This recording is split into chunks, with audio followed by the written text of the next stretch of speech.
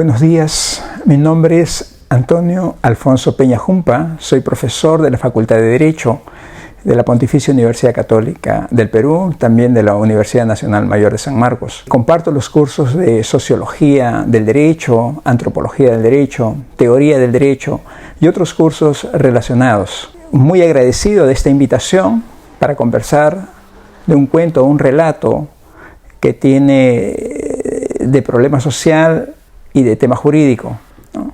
Que es el cuento de los gallinazos sin pluma. En efecto, para repasar brevemente de qué trata el cuento, este es el caso de dos niños que viven con su abuelo.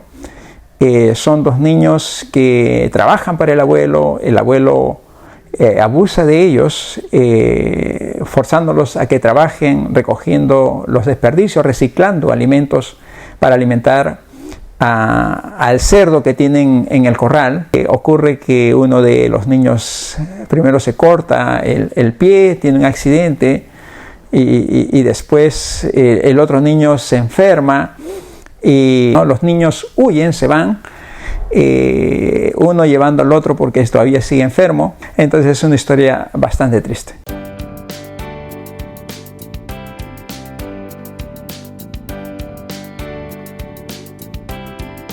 Bueno, ¿hay derechos fundamentales que se transgreden en este relato? Bueno, absolutamente, ¿no? Ese es un problema bastante complejo en términos más sociales, económicos. Los niños no tienen alimentos, dependen del abuelo. Los niños no tienen a sus padres, no tienen a su mamá, a su papá, no tienen a personas que lo quieran, ¿no? Están alejados de una familia. Los niños no tienen unas condiciones de bienestar. Entonces, toda esa situación muestra vulneración de derechos, ¿no? El derecho a la vida, el derecho a la supervivencia es lo primero que aparece. Están amenazados cuando se enferman, no hay ningún tratamiento, un apoyo para ellos. En el mismo sentido, la amenaza del abuelo o la fuerza del abuelo contra ellos de forzarlos a trabajar, ¿no? Transgrede el derecho de bienestar de ellos. O sea, son niños que no están en condiciones de trabajar, pero están forzados por el abuelo a hacerlo. Son de una u otra manera explotados por el abuelo. Entonces, ahí aparece el derecho al bienestar también muy afectado, ¿no? El derecho a tener una familia, a vivir bajo el cobijo de una familia, está completamente vulnerado. Entonces, es una situación bastante triste para los niños, más allá de la situación del abuelo. Pues sí, este es un tema bastante complejo, serio, respecto a los derechos del niño, de la niña o de los niños en general. Porque se trata de un problema social de un lado, o sea, niños que no tienen familia o que tienen su familia dividida, niños que crecen con limitaciones de parte de su mamá o su papá, cuando sobre todo está quebrada la familia, por un lado, y se tienen que ver forzados a trabajar desde muy temprana edad. Eso existe en cantidad en la Lima de hoy, en los sectores más vulnerables, en los sectores de los asentamientos humanos, de los pueblos jóvenes, de la periferia de Lima, que componen más del 50% de la población de esta ciudad grande, pero también está en las otras ciudades importantes del Perú, en Arequipa, en Trujillo, en Chiclayo, en Piura. O sea, hay niños que trabajan. También lo vamos a encontrar en las ciudades de los Andes o en las ciudades amazónicas. Hay muchos niños que trabajan porque hay muchos asentamientos humanos, hay muchas necesidades económicas en estos sectores. Solamente para comparar, el relato de Julio Ramón Ribeiro es de los años 50, publicados en los años 50, pero él está narrando algo que él conoció de niño. Y entonces, estamos hablando de la Lima, y estaba mencionando Miraflores, Barranco, que es lo que hoy día nos sorprenderíamos, cómo es que el Mudalar, donde está los desperdicios de basura, compromete a Miraflores, compromete a Barranco. En estos días es sorprendente. Es porque en aquella fecha, en los 40 o a fines de los 30, supongo como referencia, cuando él capta los hechos vinculados a este caso, pues Lima tendría 350.000 habitantes, no tendría más. Hoy día estamos hablando de 13 millones de habitantes en Lima, ¿no? Contando con nuestros amigos venezolanos, que es una masa de inmigrantes, donde se han sumado también niños que tienen que trabajar y que están mendigando, ¿no? Además de peruanos que también están mendigando en las calles.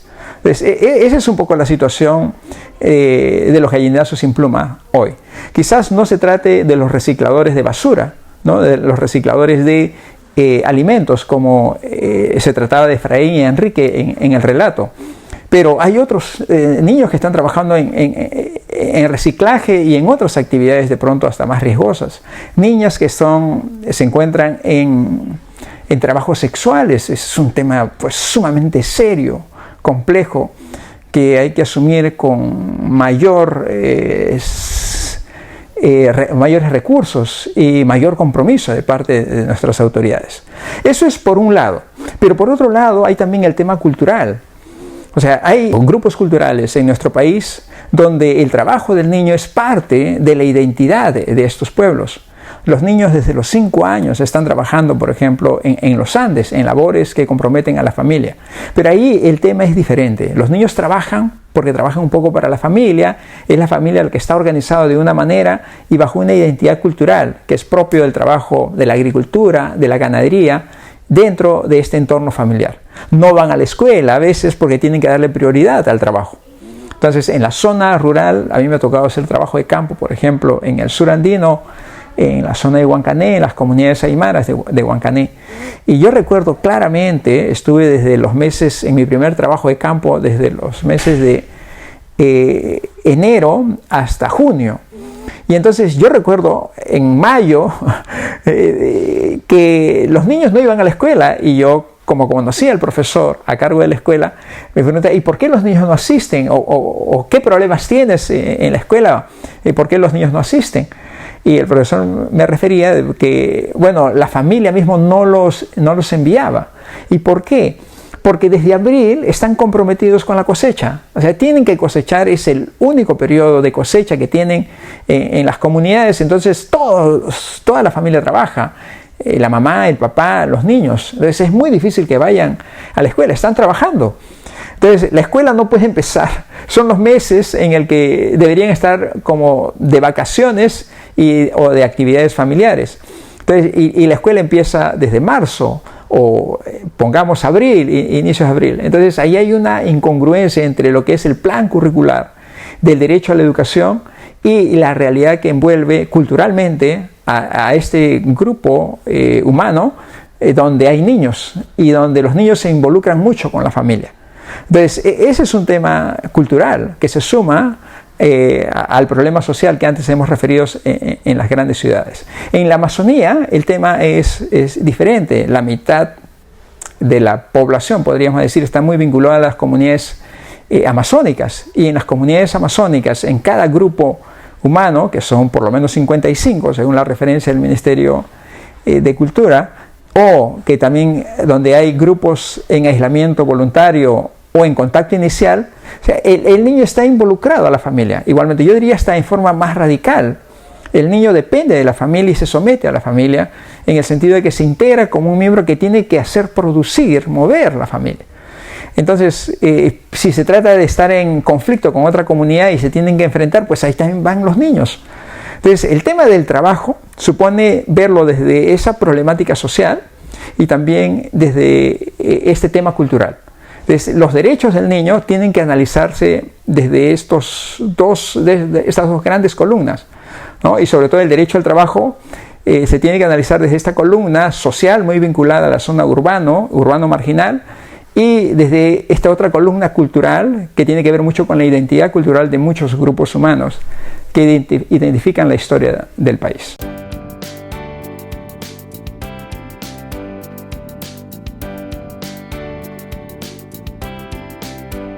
Bueno, por último me preguntan cómo el derecho puede contribuir a resolver este problema de los niños, las niñas, ¿no? El trabajo en el que se ven envueltos, por un lado forzado, por otro lado como parte de su identidad cultural, por un lado bajo las necesidades económicas y por otro lado como parte de su economía regular de estas familias o estos grupos culturales.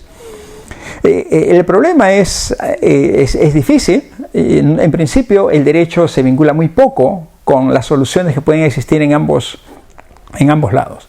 Pero sin embargo el derecho ayuda a establecer un marco a través del cual se pueden ejercer políticas que hagan posible contribuir a la transformación de la situación de estas dos realidades, ¿no? Esta realidad donde aparece esta columna social que mueve el derecho del trabajo de los niños, y por otro lado esta otra sociedad donde existe esta columna donde el elemento cultural también mueve el trabajo de los niños. Lo que pensaría, ¿no?, en ese marco jurídico que haga comprender esta problemática, en primer lugar, no buscar soluciones. Las soluciones no vienen desde el derecho, las soluciones van a partir desde lo social y lo cultural, que es la base de la columna de estos dos problemas. Entonces, el derecho lo que puede contribuir es a facilitar el desarrollo de las actividades sociales y culturales que produzcan la transformación, ¿no? Por ejemplo, si en este mundo de la columna de lo social, donde las necesidades económicas fuerzan a los niños a trabajar, lo que hay que resolver es el problema económico-social. O sea, necesitamos que no hayan papás, mamás sin trabajo, por ejemplo, o sin posibilidades de conseguir recursos. Si no tienen trabajo, tiene que haber posibilidades de que tengan los alimentos seguros y no forzar a los niños a que trabajen para que busquen los alimentos. No, estoy pensando, solamente para darme o manifestar una idea, el tema de los comedores populares en sectores urbanos marginales, ¿no? Durante la pandemia eran fundamentales, sin embargo el gobierno se demoró muchísimo en implementarlos, en darle recursos a los comedores para facilitar que las familias tengan recursos a su vez y para que los niños, las niñas no sufran. Entonces, ahí hay un tema central que compromete mucho al gobierno, a las autoridades en general, ¿no? Y el derecho trabaja al lado de ellos, ¿no? El derecho tiene que facilitar que estas propuestas políticas pues se materialicen, ¿no? Y el enfoque social pues esté dentro de estas propuestas políticas y dentro de ese marco jurídico. Entonces, por allí podría haber una contribución del derecho.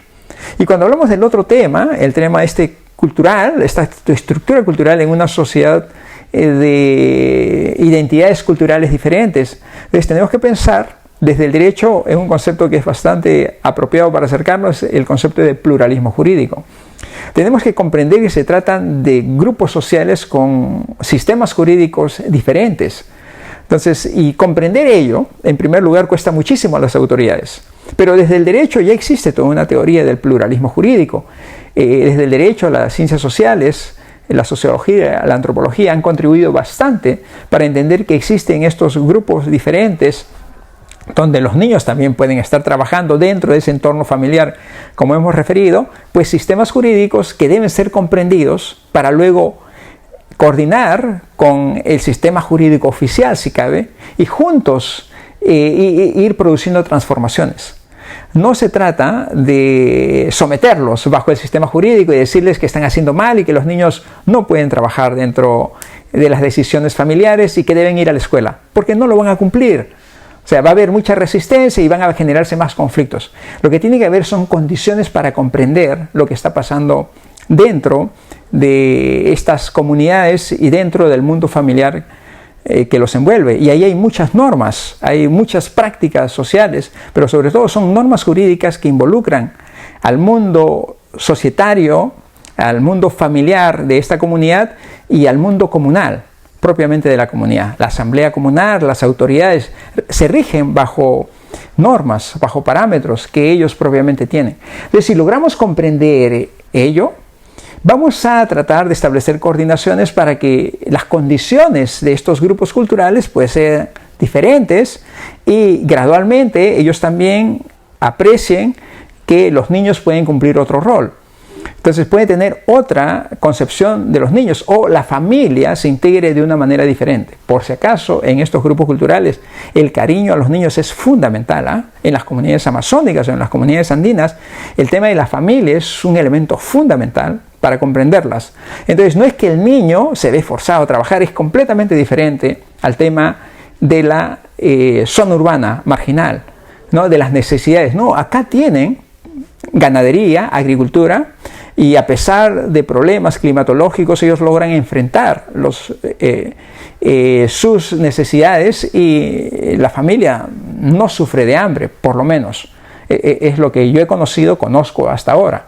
Y en la Amazonía igual, ahí hay siempre recursos naturales que les permite a ellos subsistir. Lagos, ríos que proveen de peces, como los bosques que también proveen de muchos otros recursos.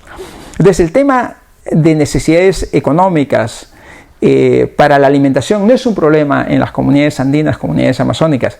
El problema es para nosotros que creemos que con nuestra cultura podemos producir el cambio, ¿no? Y entonces transmitir los derechos de los niños, las niñas, de manera diferente. Lo que hay que hacer es, repito, comprender el mundo familiar y el mundo comunal y desde allí ver cómo coordinamos entre ambos derechos para ir produciendo cambios. Yo estoy seguro que las comunidades, bajo esta idea que tienen de progreso, ellos van a querer que sus niños estén en mejores condiciones.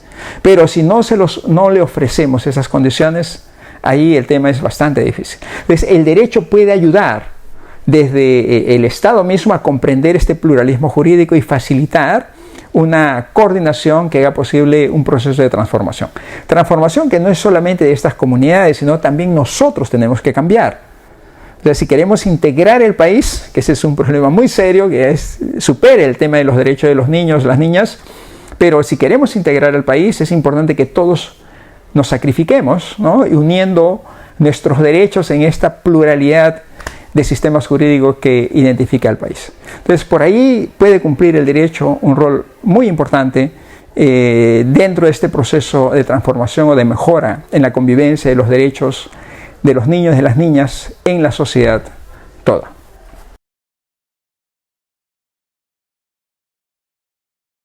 Agradezco mucho esta invitación. Disculpen si he exagerado con algunas ideas, pero es propio de un tema bastante complejo, bastante difícil, y lo que amerita este tema es seguir conversando y no pensar que una persona pueda tener la respuesta a todos los problemas que puedan surgir, sino que podamos conversar y la nueva generación, estoy seguro, de jóvenes como Jus 360, en particular de entre Jus et Veritas, pues puedan contribuir más todavía. Agradezco mucho esta ocasión y siempre a disposición de colaborar con ustedes.